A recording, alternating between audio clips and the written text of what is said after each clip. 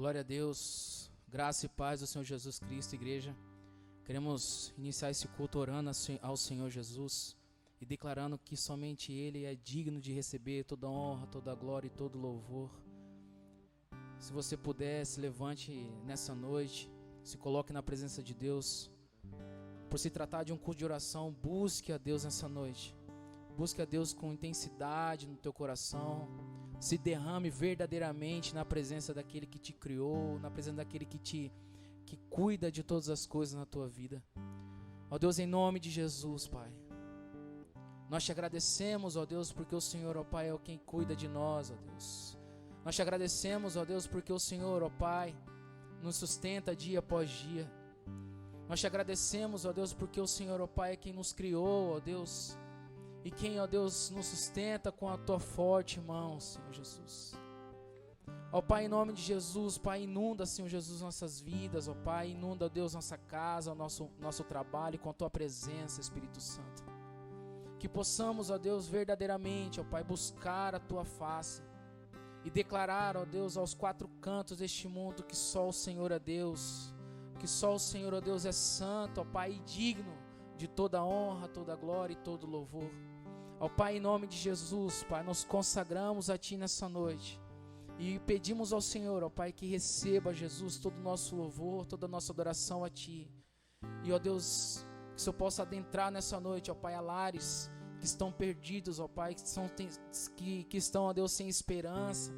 Ó Deus, em nome de Jesus, ó Pai, traga, Jesus, nessa noite esperança, ó Deus, àqueles que estão cegos neste mundo, ó Pai. Em nome de Jesus oramos, agradecido, ó Pai, pela Tua graça, pela Tua presença em nossas vidas, ó Pai, durante toda essa crise que estamos passando. Em nome de Jesus oramos, agradecidos, ó Deus. Amém. Glória para sempre ao Cordeiro de Deus, a Jesus, o Senhor, ao leão de Judá, a raiz de Davi, que venceu e o livro abrirá. O céu, a terra e o mar, e tudo que neles há, o adorarão e confessarão: Jesus Cristo é o Senhor. Diga dele: é o Senhor. Ele é o Senhor. Ele é o Senhor. Ressurreto dentre os mortos, Ele é o Senhor. Todo joelho se dobrará, toda língua confessará que Jesus Cristo é o Senhor.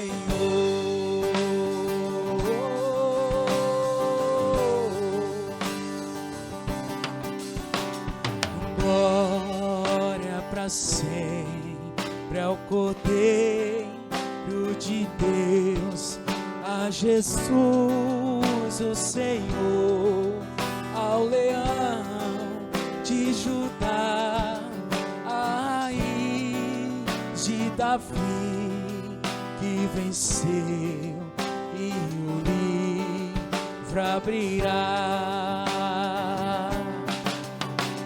O céu, a terra e o mar, e tudo que nele está, o adorarão e confessarão: Jesus Cristo é o Senhor. Ele é o Senhor, Ele é o Senhor, ressurreto dentre os mortos, Ele é o Senhor. Todo joelho se dobrará, toda língua confessará que Jesus Cristo é o Senhor. Ele é o Senhor, Ele é o Senhor, ressurreto dentre os mortos, Ele é o Senhor. Todo joelho se dobrará, toda língua confessará que Jesus Cristo é o Senhor.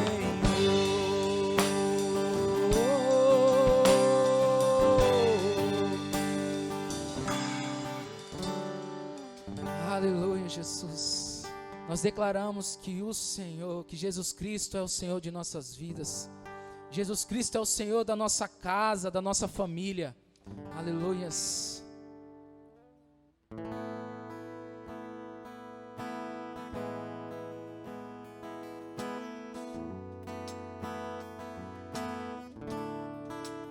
O que tenho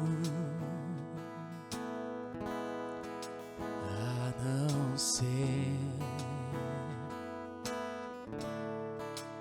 tanto amor em teu olhar, este mundo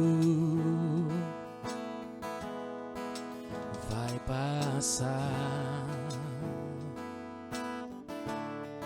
mas sua verdade ficará.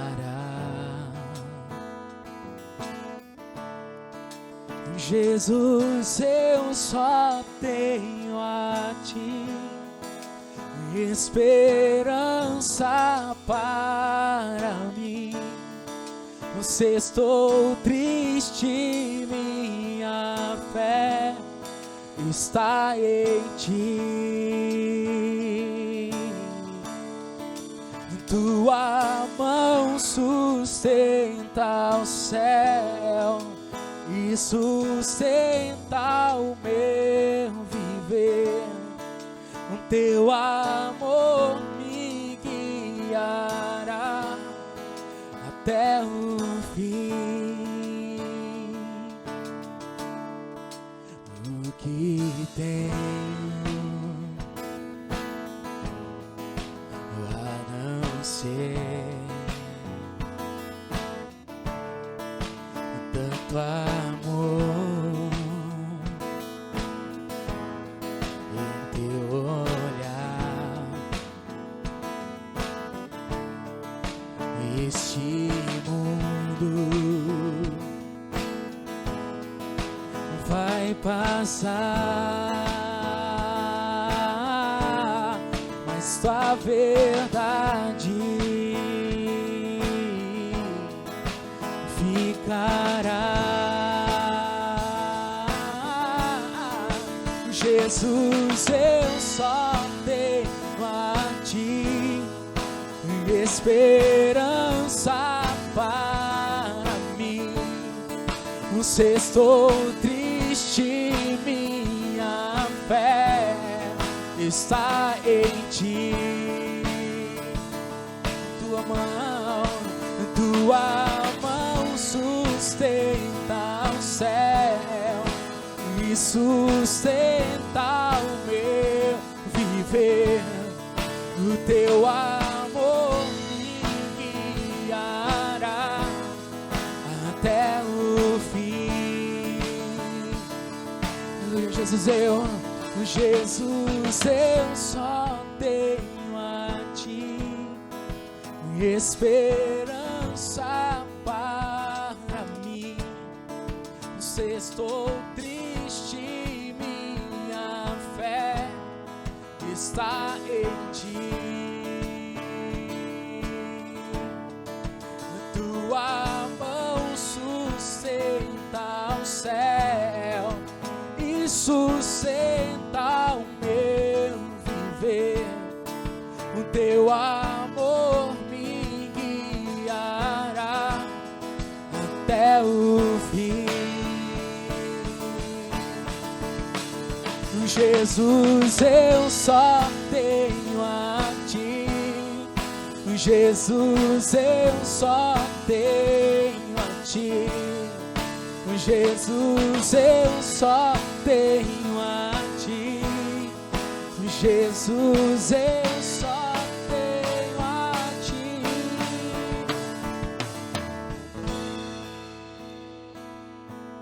Ó Deus, nós te agradecemos, ó Deus, por estes louvores, ó Pai, entregue a ti nessa noite. Pedimos ao Senhor, ó Deus, que continue a falar conosco, ó Deus, através da tua palavra, ó Deus. Usa, ó Deus, nosso pastor nessa noite, ó Deus, para ser instrumento em tuas mãos. Ser canal de bênção, ó Deus, para nossas vidas.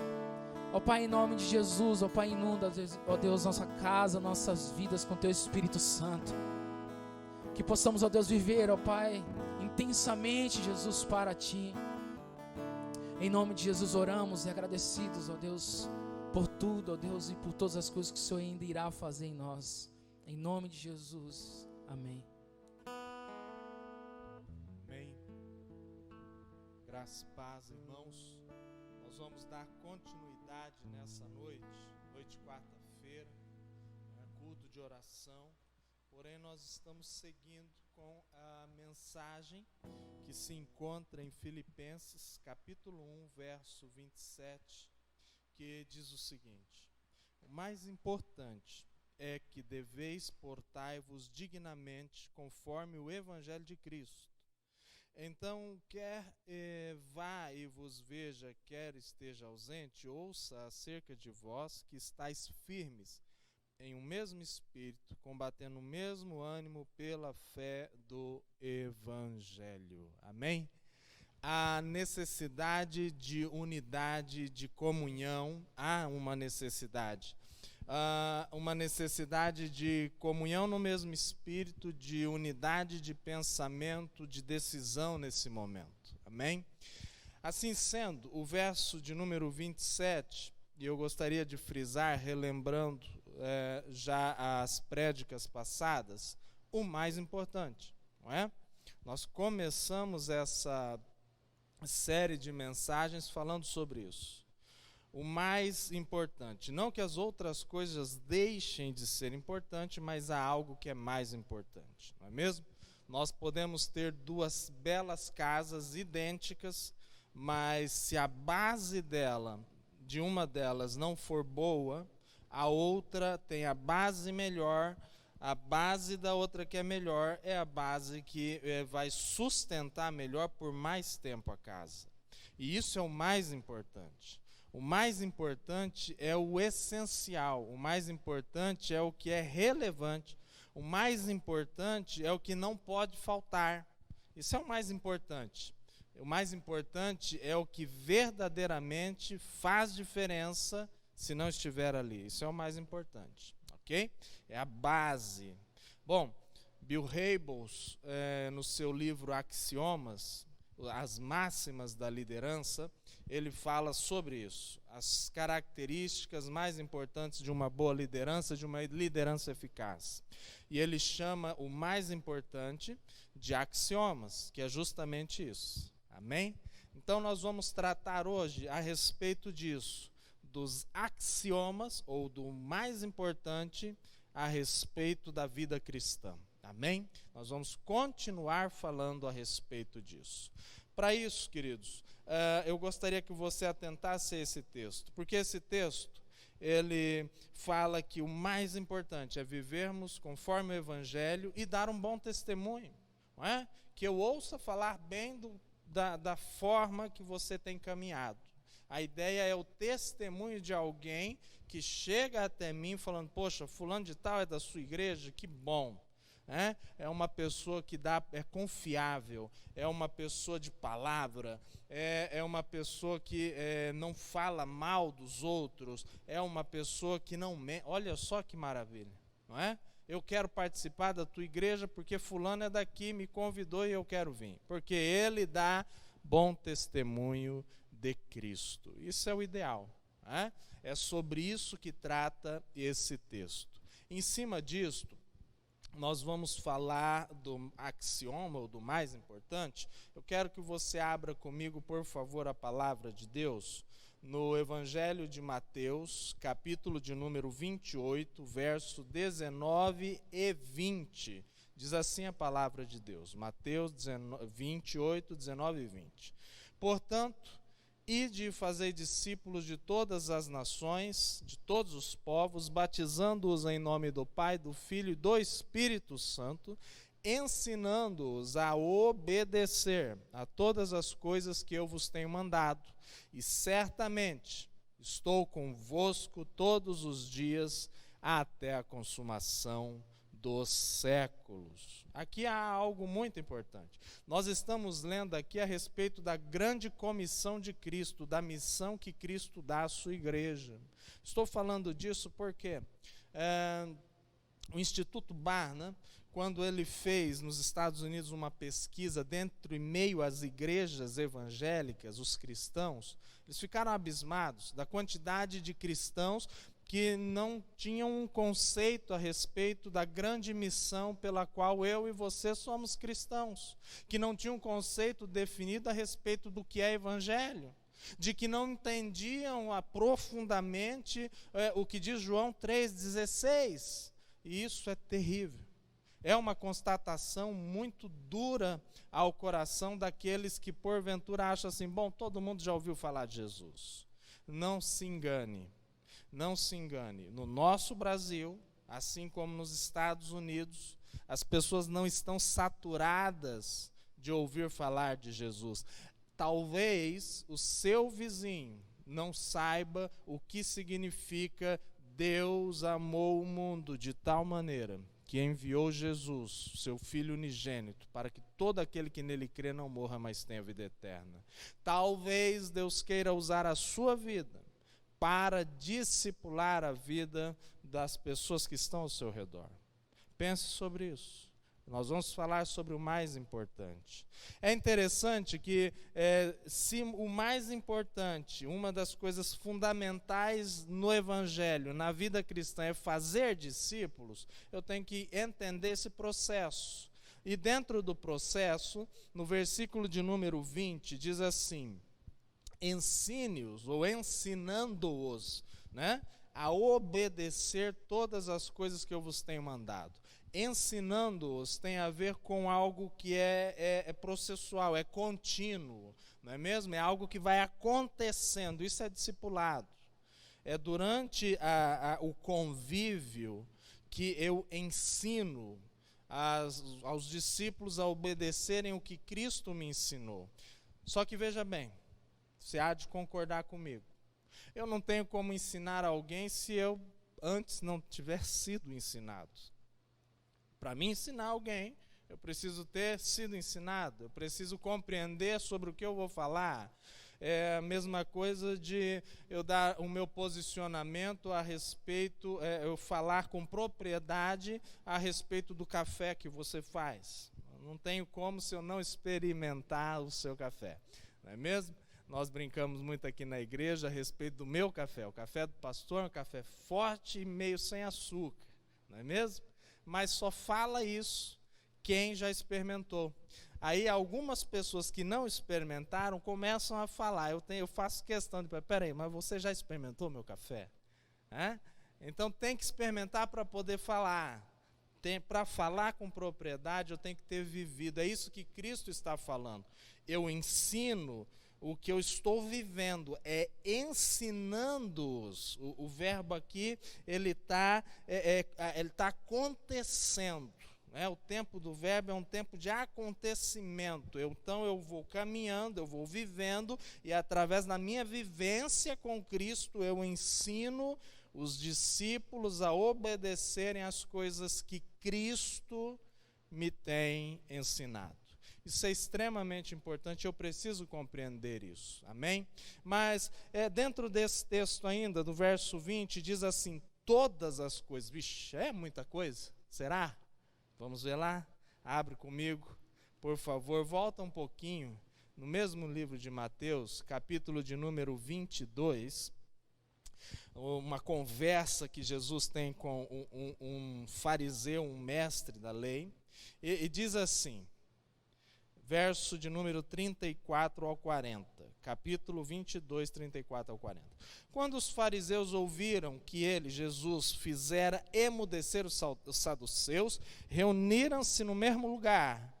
Um deles, doutor da lei, não qualquer discípulo, não qualquer pessoa da fé judaica, mas uma pessoa experimentada, conhecedora da lei, um doutor da lei, interrogou Jesus para o testar. Olha só a motivação do coração desse homem.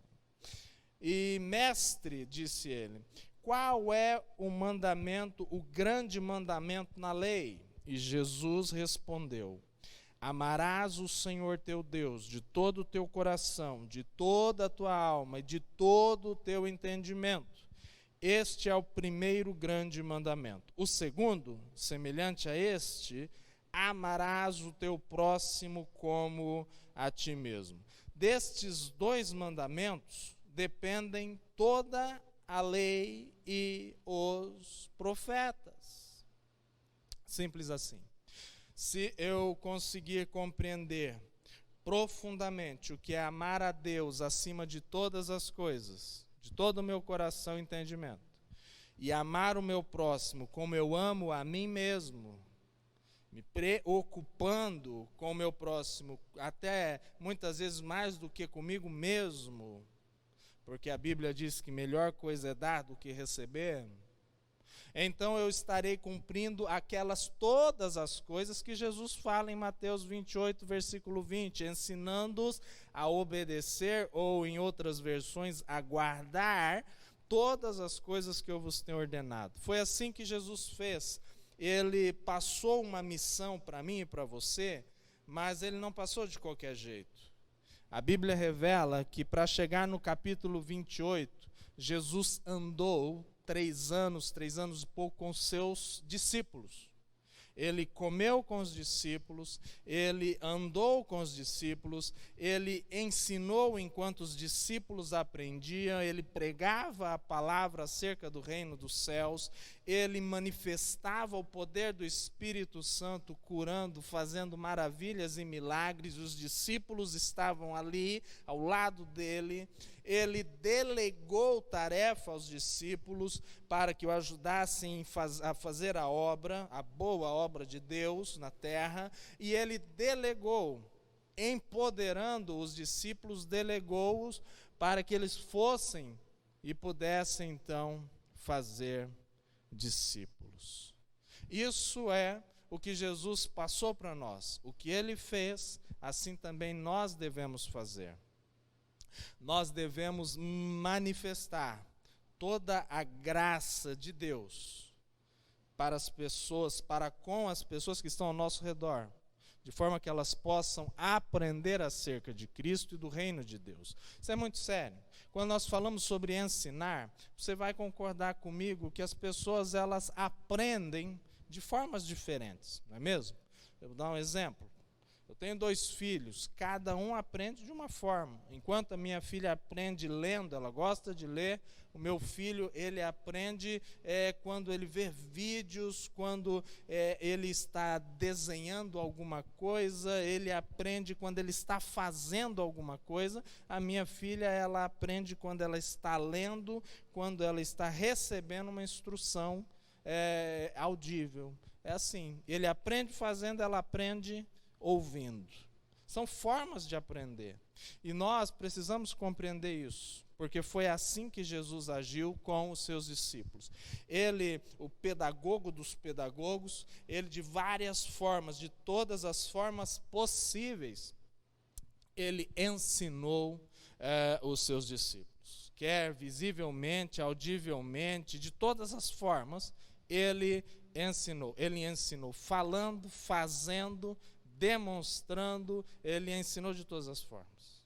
Assim sendo, querido, eu e você precisamos ter no coração que tudo que nós fazemos, tudo, sem exceção, deveria dar testemunho do que Cristo fez em nós. O primeiro grande mandamento, nós lemos aqui, é: amarás o teu Deus de todo o teu coração, de toda a tua alma e de todo o teu entendimento.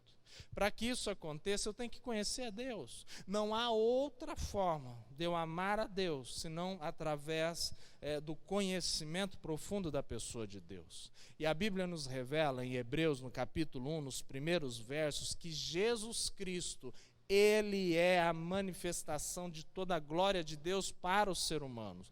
Antes Deus falava através dos profetas, agora nesse tempo Deus se manifestou através do seu Filho Jesus Cristo. Então, eu preciso, para adorar a Deus, eu preciso conhecer a Jesus Cristo. Se eu não tenho um conhecimento profundo de Jesus, eu preciso buscar conhecê-lo mais. E quando nós vamos conhecendo a Jesus, nós entendemos que Jesus faz algumas afirmações acerca dele que podem mudar todo o nosso conceito religioso. Ele diz assim: eu sou o caminho, a verdade e a vida, ninguém vem ao Pai senão através de mim. Isso é muito sério.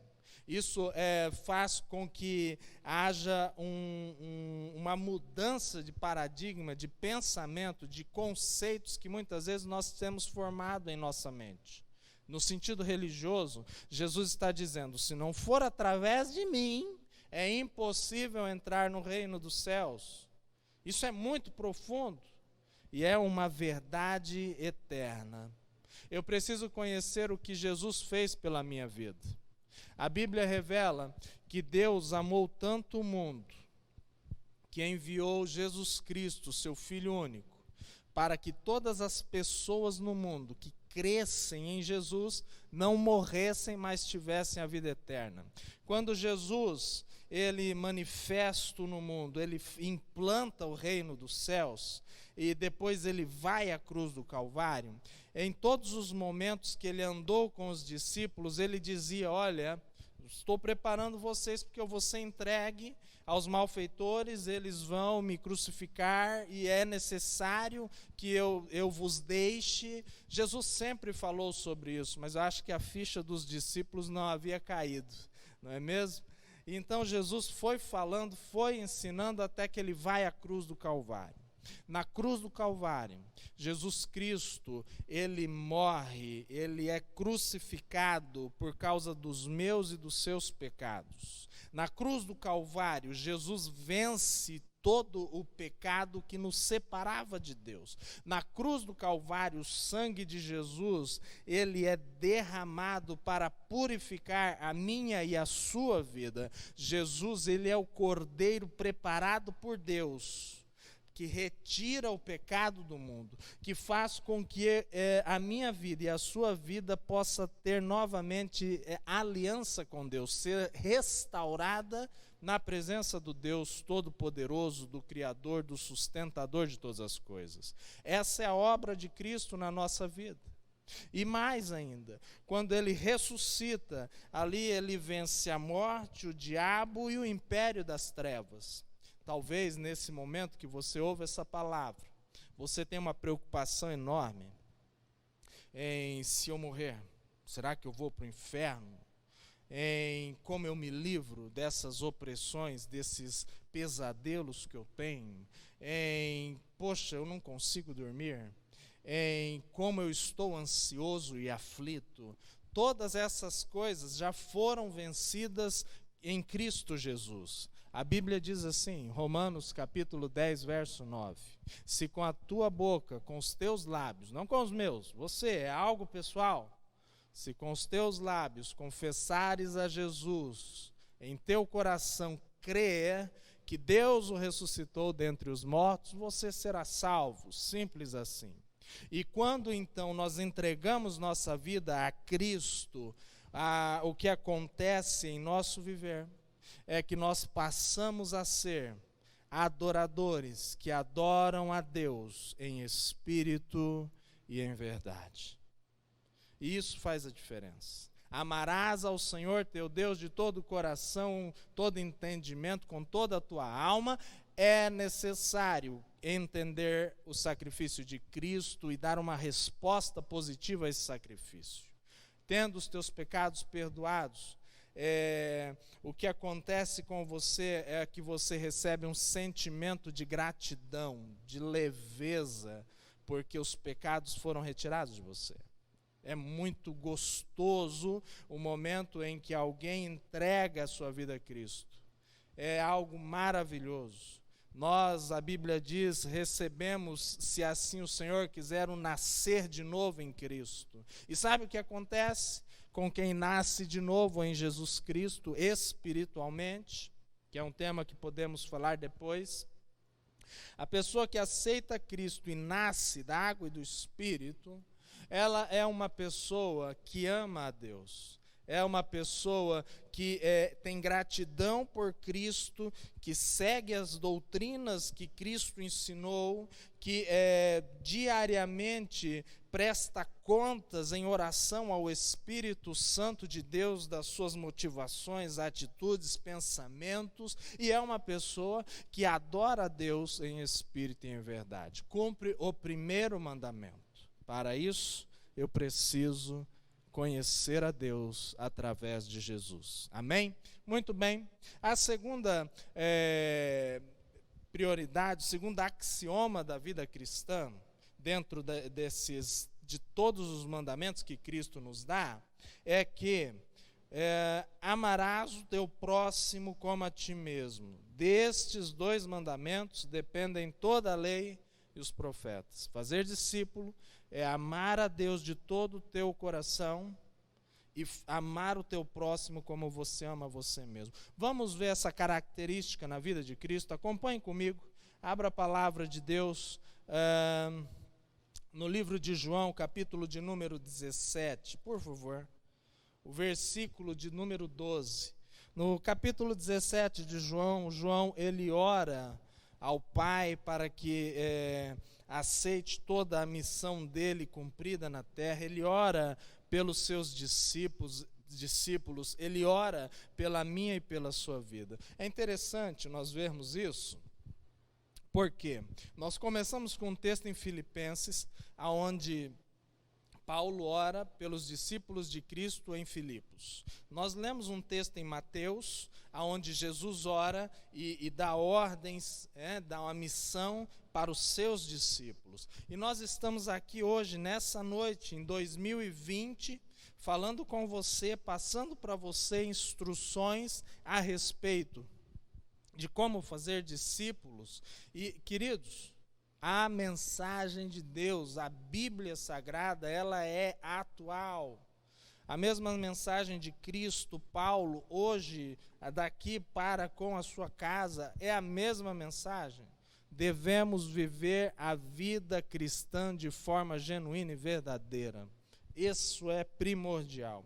E aqui então, em João 17, verso 12, nós vamos perceber esse imenso amor de Cristo para com os seus discípulos, e nós devemos sim ter isso como base. Nós devemos sim perceber essa característica do amor de Cristo. Olha lá. Estando eu com eles no mundo, guardei-os no nome que me deste. Nenhum deles se perdeu, senão o filho da perdição, para que se cumprisse as Escrituras. Jesus, ele tinha um cuidado especial com os seus discípulos. Ele se importava com a vida da igreja que estava começando na sua época. Jesus, ele orava pelos seus discípulos, ele se interessava por eles, ele caminhava com os seus discípulos. Isso faz toda a diferença. Então, uma das características de Cristo, se você for ler o capítulo 17 até o verso 12, é a fidelidade. Jesus foi fiel à palavra, fiel à missão e fiel para com aqueles que ele guardou, com seus discípulos. fiel com todos eles. Isso é muito interessante. Jesus, a fidelidade dele é caracterizada porque ele passava a missão de forma clara para as pessoas, ok? Os seus discípulos ele ensinava de uma forma mais clara ainda. E é interessante que a comunicação de Jesus, ela com o tempo, ela se esclarecia mais e mais. Isso é uma característica de quem é fiel. Quem é fiel não tem segredos. Quem é fiel não trama situações. Quem é fiel não age pela surdina. Quem é fiel é confiável. Olha só, tudo isso faz parte da característica do amor de Cristo e deve fazer parte da minha e da sua vida. Nós precisamos ser fiéis, confiáveis, pessoas que não escondem nada, que têm uma vida leve, aberta, uma vida que ilumina aonde entrar, uma vida que faça a diferença. Esse é um dos axiomas, é uma das coisas mais importantes do Evangelho. Fidelidade. Por fidelidade, Jesus obedecia. Por fidelidade, Jesus guardava. Por fidelidade, ele fazia toda a obra de ensino, curas, maravilhas e milagres. Por fidelidade. Ele dizia assim: Pai, eu faço as obras que eu ouço o Senhor fazer. Ele dizia às pessoas: olha, eu falo o que eu ouço o meu Pai falar. Isso é fidelidade. Fidelidade é obediência, não é mesmo? Só que esse texto, no verso 12, ele termina dizendo assim, a parte B: nenhum dos que o Senhor me deu se perdeu, senão o filho da perdição, para que se cumprisse as Escrituras. Quando nós falamos sobre o filho da perdição, eu tenho certeza que você sabe, dos 12 apóstolos, teve um que pôs o pé na jaca, não é mesmo? Quem foi esse? Judas Iscariote. E quando nós falamos sobre Judas Iscariote, nós já na hora já alinhamos um pensamento, sugestivamente. Claro, você cristão, você sabe, Judas é aquele que traiu Jesus, não é mesmo? É interessante, queridos, e aqui eu quero que você preste bastante atenção. É interessante que Judas, ele era uma pessoa que estava com Cristo, junto com os outros 11, igual nós já falamos aqui, eles andaram, eles comiam junto, eles pernoitavam em algum local juntos, eles acordavam, sentiam a falta um do outro. Quando Jesus saía para orar, eles saíam atrás: mestre, estávamos preocupados contigo, você sumiu, e Jesus estava orando. Não é? Olha só que interessante. E Judas estava junto com esse grupo conciso dos 12 discípulos. Ele estava ali, ele vivenciou Jesus, ele era um amigo de Jesus, um amigo íntimo de Jesus. Tão íntimo que era ele quem cuidava das finanças do ministério terreno de Cristo. Olha só, uma pessoa que estava recebendo direto da fonte do Filho de Deus, do Filho do Altíssimo. Uma pessoa que não dava desconfiança para as pessoas ao seu redor, pois era um discípulo de Cristo. Isso é muito sério. Muitas vezes, nós cristãos, nós não percebemos como que as trevas elas agem, e muitas vezes elas nos pegam despercebidos. Há algumas características, querido, preste atenção, sobre a pessoa infiel. Há algumas pontuações que nós podemos caracterizar, ou que a gente percebe e consegue identificar o infiel. O infiel, assim como Judas, e é bíblico, a Bíblia relata sobre Judas uma passagem que é muito interessante. Diz assim, que na passagem uma mulher vem e quebra um vaso de alabastro, um perfume muito precioso, valioso, caríssimo, e então ela lava os pés de Jesus com aquele perfume e enxuga os pés de Cristo com os cabelos. E Judas, olhando aquilo, ele fala: poxa, esse dinheiro podia ser, esse dinheiro desse perfume, esse perfume, ao invés de ser quebrado nos pés do Senhor, ele deveria ser vendido, e o dinheiro nós poderíamos ter dado aos pobres. A Bíblia relata que Judas fala isso, não porque ele era bom, mas porque ele era ladrão, porque ele intentava fazer as coisas do jeito dele.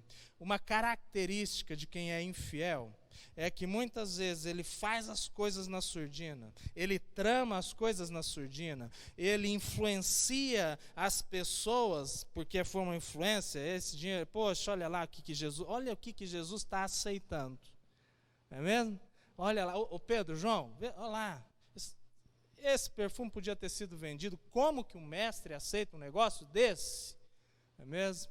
A característica do infiel é que ele não só propaga o que ele tem no coração, passando por cima de qualquer autoridade ao seu redor, como também ele influencia pessoas para que pensem como ele.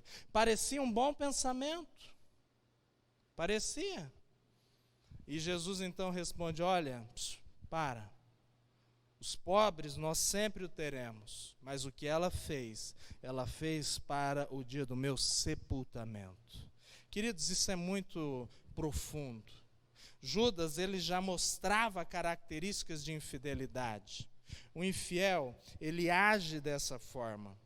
E nós vamos ver isso durante toda a Bíblia. Nós vamos ver as características da infidelidade, quer seja ela dentro do âmbito discipulador e discípulo, quer seja dentro do âmbito esposo, esposa. Olha só, dentro da própria família, dentro do meu e do seu lar,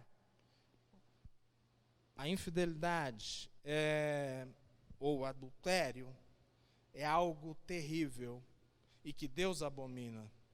Veja lá, sair do âmbito discipulador, discípulo, e entrar um pouquinho mais a fundo dentro da família, na qual nós, como esposos, nós somos os discipuladores, nós devemos ser os sacerdotes junto com nossas esposas nos nossos lares. Hebreus, vá lá no capítulo 13, olha o que Deus diz a respeito de infidelidade. Digno, verso 4, capítulo 13 de Hebreus, verso 4. Digno de honra entre todos seja o matrimônio, bem como o leito sem máculas, pois aos imorais e aos adúlteros Deus os julgará. Sabe, infidelidade, quer seja religiosa, quer seja matrimonial, quer seja empresarial, quer seja política, nós temos visto isso na política do nosso país. Terrivelmente, nós temos visto infidelidade dentro da política para com o nosso presidente. Nós temos visto isso em todos os âmbitos da sociedade. Talvez, sem perceber, isso esteja se arraigando ou entrando por alguma brecha dentro dos nossos lares. O infiel, como eu disse, em todos os âmbitos, ele age sozinho. Ele maquina as situações. Um homem infiel, ele pode não adulterar fisicamente, mas ele pode, de repente, esperar com que a sua esposa, seus filhos durmam, e então ele se embrenhar no adultério emocional, psicológico, através da pornografia via internet. O homem infiel pode fazer isso e agir como se nada tivesse acontecendo. Você já pensou sobre isso? E então, pensando que nada vai acontecer, o texto aqui diz assim: cuidado, pois aos imorais e adúlteros é o próprio Deus que o julgará. Quando nós conhecemos a Deus e há temor no nosso coração, nós fugimos da infidelidade. Um homem na Bíblia chamado José, ele tinha tudo para ser infiel. Ele poderia ter sido infiel para com o seu senhor, para com aquele que havia aberto a casa, as finanças e todas as coisas para ele, exceto a sua esposa. Ele poderia ter sido infiel. Ele foi tentado, muito tentado. José foi tentado pela esposa de Potifar, mas não pecou. Ele não adulterou. Sabe por quê? Temor e conhecimento de Deus. Então, somente por causa disso. As características que levam a pessoa à infidelidade, elas podem ser problemas até mesmo neurológicos. Pessoas infiéis, elas têm uma tendência natural de serem mimadas. O mimado é aquele que ele quer satisfazer as suas próprias vontades. Independente, em detrimento da vontade da maioria, ele quer fazer o que ele acha certo. Esse é o mimado. Nós temos também aquele que é movido pela imaturidade. Ele precisa provar tanto a sua macheza como a sua feminilidade. Então, ele se torna infiel, ela se torna infiel. Há outra característica que também é um problema de neurose mesmo, que leva à infidelidade, é o sentimento de vingança. Eu fui machucado, eu guardo uma amargura, então eu vou me vingar. Nem que para isso eu precise atuar bem. Eu vou me vingar no tempo certo. E várias outras características. Queridos, não importa o âmbito, o cristão verdadeiro precisa ser fiel. Jesus foi fiel até o fim. Eu e você devemos permanecer fiéis até o fim. Olha um texto que fala a respeito do que aconteceu entre Jesus e Judas. Abre comigo lá em Salmos, por favor. Salmos de número 55, versículo 12 em diante.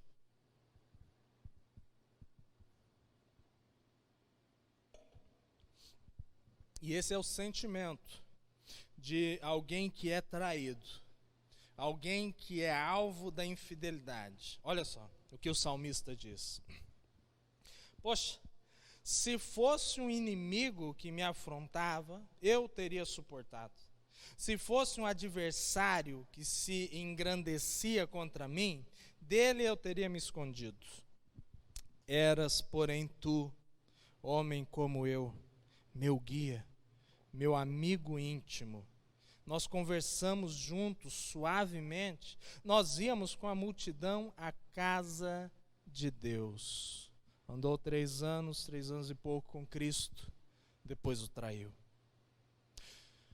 Sabe, é um sentimento terrível, um sentimento de usurpação, um sentimento de que você foi violado em todos os sentidos, mental, espiritual. É triste, é como se você tivesse sido roubado, é o sentimento da traição. Eu estou falando sobre isso porque, sem percebermos, nós, cristãos, nós agimos de formas que não percebemos que estamos indo por um caminho de infidelidade, quer seja com Deus, quer seja com os nossos irmãos. Eu me lembro de certa vez que fui convidado por um irmão recém-chegado na igreja lá no Japão, e ele convidou a mim e convidou a mais 2 casais. Estávamos então 4 casais, aproveitamos, levamos uma cesta básica para ele. E ali, quando nós levamos a cesta básica, ele já tinha um período de 2, estava para o 3º mês na igreja, e era uma pessoa assim muito influente, né? E tinha assim uma oratória muito boa. E então, nesse convite, nós fomos almoçar com ele, chegamos ali, fomos bem recebidos, um clima agradabilíssimo, e quando nos assentamos à mesa, estávamos conversando assuntos, quebrando o gelo, conversando sobre tudo, a vida no Brasil, a vida no Japão, mas de repente, o tom da conversa mudou. Ele tomou a palavra e disse assim: irmãos, eu já estou há quase 3 meses com vocês,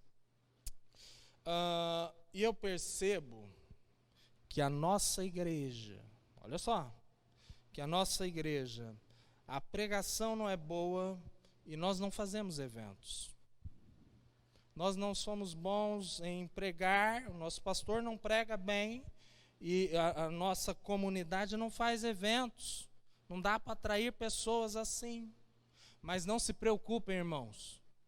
Eu vejo que vocês têm um coração voltado a Deus. Eu já entrei em contato com o meu pastor lá em São Paulo e ele vai vir no ano que vem.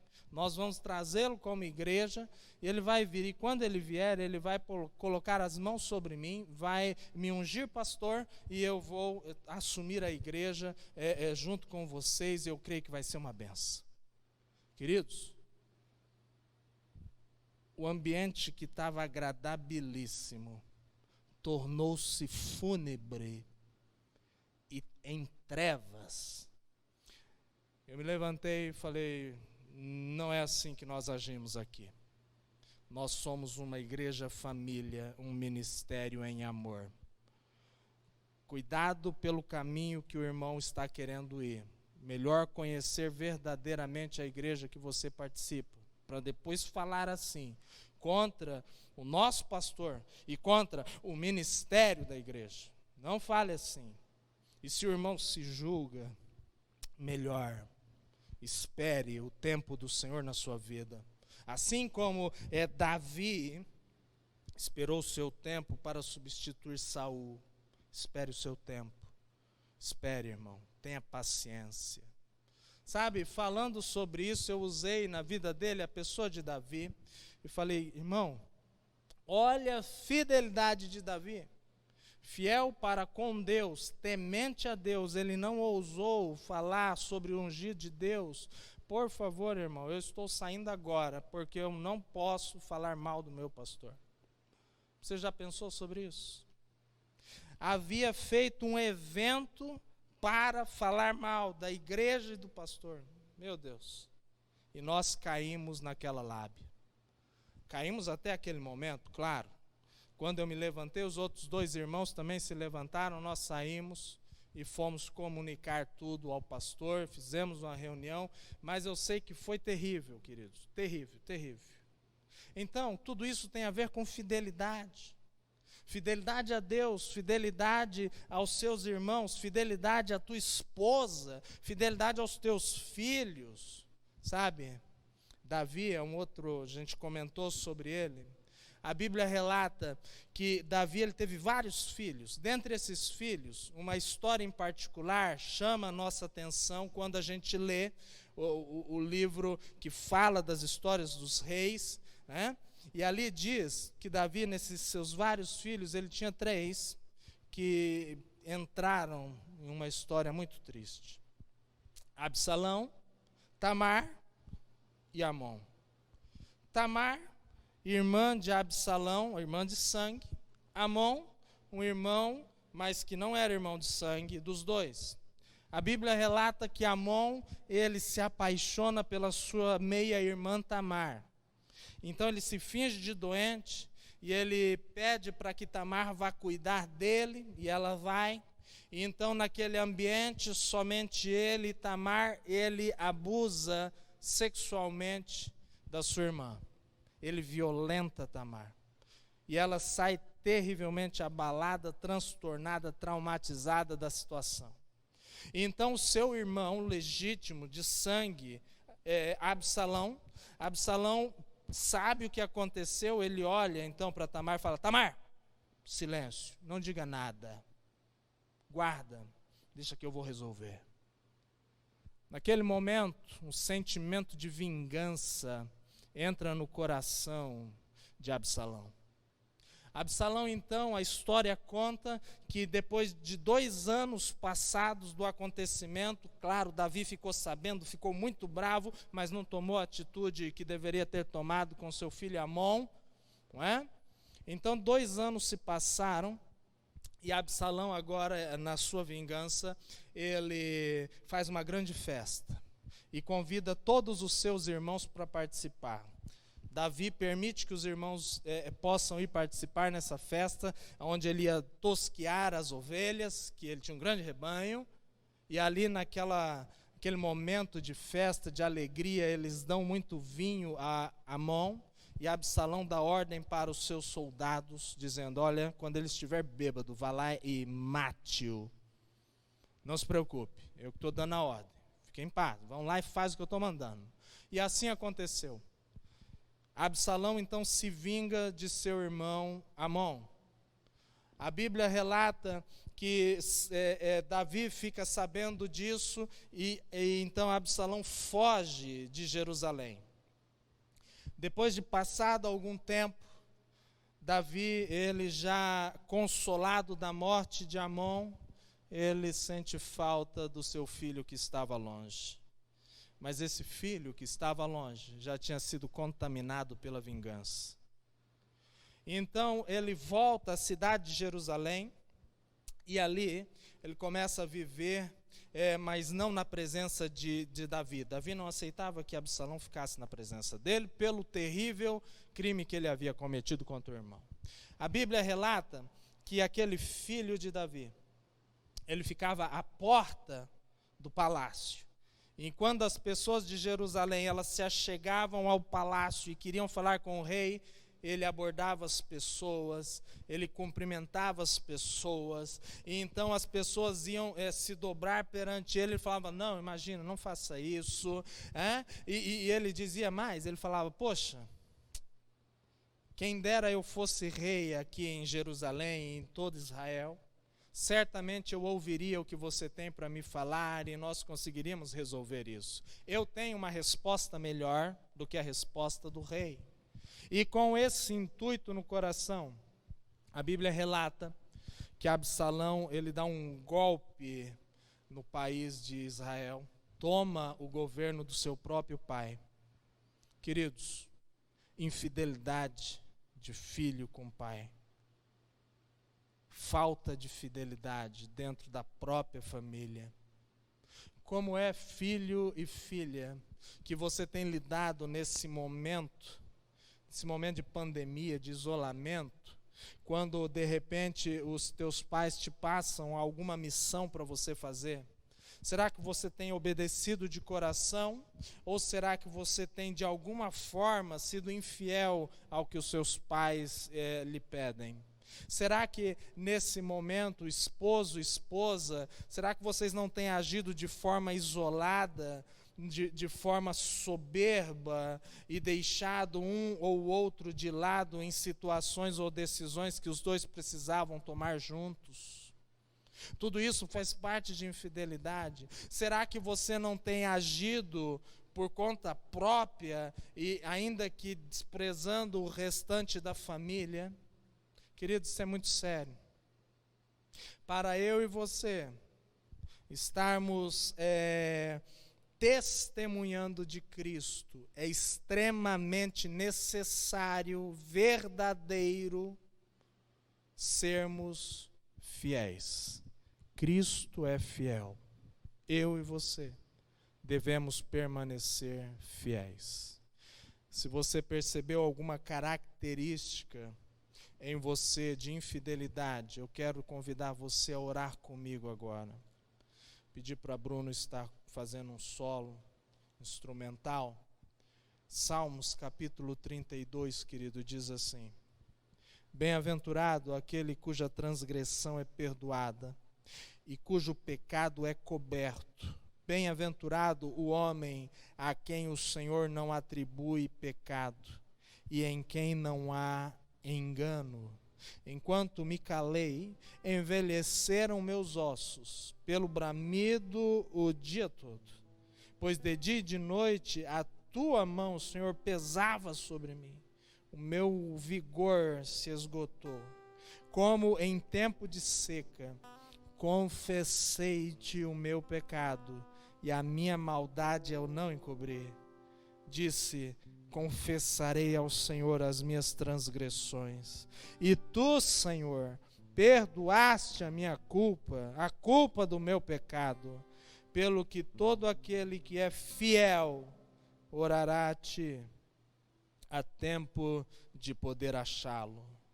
E até quando transbordarem as muitas águas, o fiel não será atingido.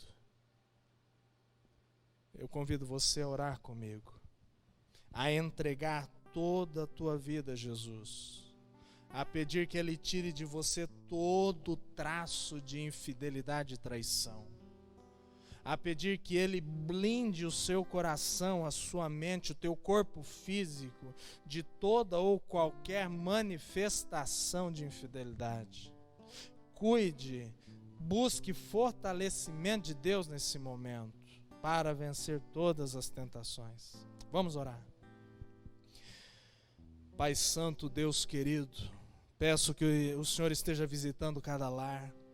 Peço, ó Deus poderoso, que o Teu Espírito Santo esteja, ó Deus, invadindo corações nesse momento.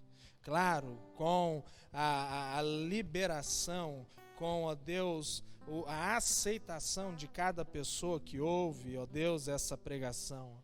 Peço que cada um possa, assim como eu, dizer: vem Espírito Santo e toma o teu lugar, em nome de Jesus.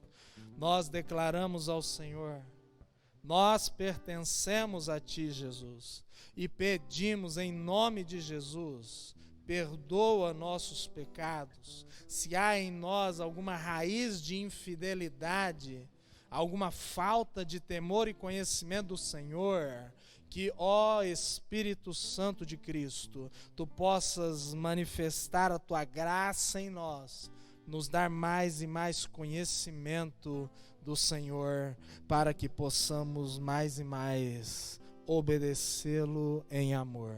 Pai, a gratidão no nosso coração, porque o Senhor cuida de nós, porque o Senhor manifesta, ó Pai, as características de um viver cristão, que nós possamos viver todos os axiomas da vida cristã, tudo que é mais importante, característica por característica.